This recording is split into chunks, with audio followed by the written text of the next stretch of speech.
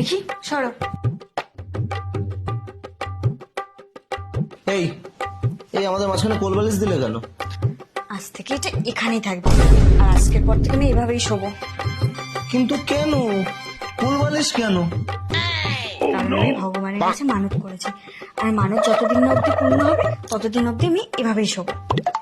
কিন্তু কি এমন মানত করলে তুমি যার জন্য কোলবালিশ দিয়ে ঘুমাতে হবে? তুমি বুঝবে না বিষয়টা, বুঝলে তো?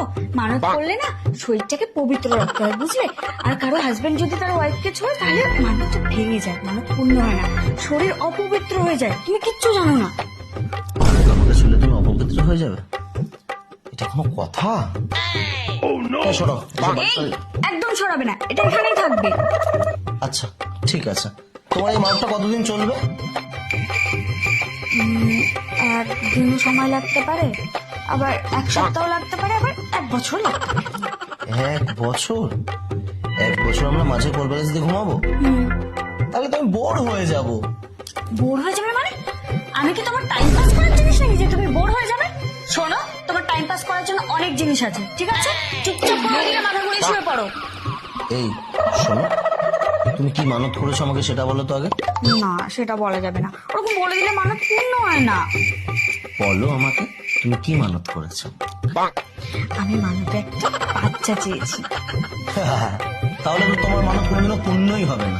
পূর্ণ হবে না মানে? কি করে হবে? এই তো মাঝখানে একটা কোলবালিশ দিয়ে রেখেছো, আমি যদি ওপারে না যাই, আমি যদি কিছু না করি, তাহলে বাচ্চাটা এমনি এমনি তোমার পেটে চলে আসবে।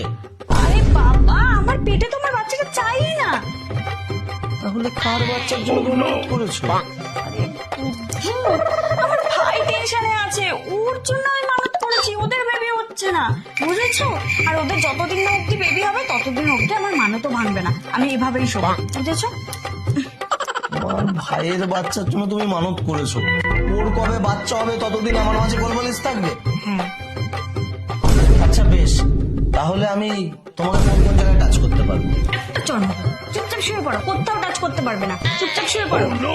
আমি ছুতেও পারবো না, মাঝে একটা কোলবালিশ, এভাবে থাকা যায়? শোনো, আমি ওইভাবে থাকতে পারছি না, আমার না অফিসে অনেক সুন্দর সুন্দর মেয়েরা আছে, ঠিক আছে? আমি ওদের কাছে চলে যাবো, আমারও তো দরকার কিছু। কি বললে তুমি? কোন মেয়ের কাছে যাবে? আমার বাচ্চাটা তুমি তো কোলবালিশ দিয়েছো।